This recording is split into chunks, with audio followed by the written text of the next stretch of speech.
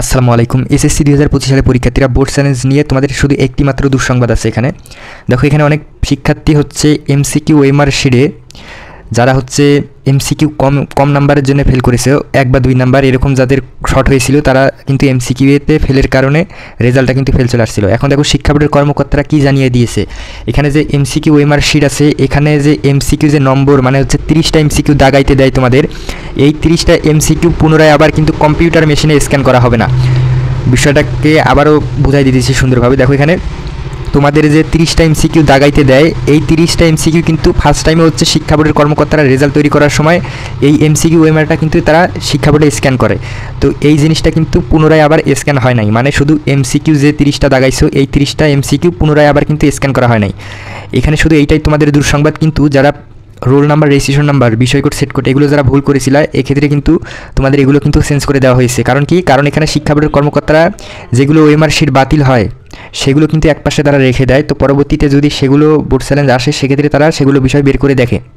তো এখানে যাদের রেজাল্ট ওএমআর শিটে ভুলের কারণে ফেল হয়েছিল এখানে কিন্তু তারা এগুলো বিষয় এক সাইডে রেখে দিয়েছিল ওএমআরগুলো, এগুলো কিন্তু তারা আবার পুনরায় চেক করে আবার রেজাল্টটা কিন্তু তারা তৈরি করেছে। এক্ষেত্রে যারা বোর্ড চ্যালেঞ্জ করে নাই সেক্ষেত্রে কিন্তু তাদের রেজাল্টের ওএমআর শিটগুলো কিন্তু সেখানেই পড়ে আছে, কিন্তু যারা বোর্ড চ্যালেঞ্জ করেছিল সেক্ষেত্রে তাদের ওএমআর শিটগুলো তারা যে এক সাইডে রেখে দিয়েছিল সেগুলো কিন্তু একটা একটা করে বের করে এগুলো সংশোধন করে রেজাল্টটা কিন্তু প্রকাশ করবে।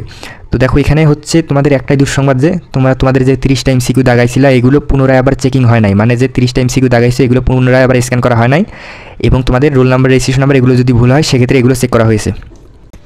এখানে অনেক শিক্ষার্থী প্রশ্ন করবে যে ভাইয়া আমার তো তাহলে এমসিকিউতে মনে হয় ফেল চলে আসছে, এক্ষেত্রে কি আমি বোর্ড চ্যালেঞ্জ করেছি সেক্ষেত্রে কি আমি পাস করব না?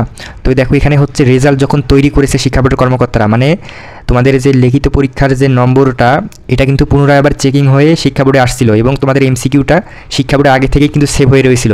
এখন শিক্ষা বোর্ডের কর্মকর্তারা যখন লিখিত পরীক্ষার খাতাটা তারা পুনরায় নাম্বারটা শিক্ষা বোর্ডে পেয়েছে তখন কিন্তু তারা 2টা রেজাল্ট আবার পুনরায় একত্রিত করেছে। এই ক্ষেত্রে শিক্ষক কিন্তু দেখেছে যে কত নাম্বার শর্টের কারণে তুমি ফেল করেছো। এক্ষেত্রে যদি শিক্ষক দেখে 1 বা 2 নাম্বার শর্ট হয়েছে যে কোনো বিষয়ে লিখিত খাতায় হোক বা হচ্ছে এমসিকিউতে হোক, এটা কিন্তু তারা দিয়েছে সরাসরি, কিন্তু এটা দিয়ে তোমাদের কিন্তু পাস করে দেওয়া হয়েছে।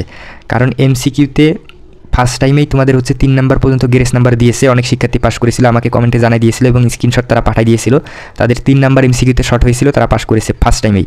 তো এই ক্ষেত্রে বোর্ড চ্যালেঞ্জে যারা বোর্ড চ্যালেঞ্জ করেছো এখানে তোমাদের অবশ্যই 1 থেকে 2 নাম্বার বা 3 নাম্বার এটা কিন্তু শিক্ষকেরা অবশ্যই এটা দিবে, লিখিত খাতায় হোক বা হচ্ছে এমসিকিউতে হোক, এটা কিন্তু শিক্ষকেরা অবশ্যই এখানে তোমাদের এই নাম্বারটা কিন্তু তারা দিবে। তো এই নিয়ে কোনো চিন্তা করবে না, ইনশাআল্লাহ রেজাল্টটা হচ্ছে আমাদের কালকে প্রকাশ হবে, এবং তোমরা যদি রেজাল্টটা চেক না করতে পারো সেক্ষেত্রে তোমাদের রোল নাম্বার আর হচ্ছে বোর্ডটা কমেন্ট করে যাইতে পারো, আমি সেক্ষেত্রে তোমাদের কমেন্টেই তোমাদের রেজাল্টটা জানাই দিব। অন্যান্য ওয়েবসাইট ভিজিট করলে কিন্তু তোমরা রেজাল্টটা চেক করতে পারবে না, সেক্ষেত্রে কিন্তু সেখানেই রেজাল্টটা ফেলই দেখাবে।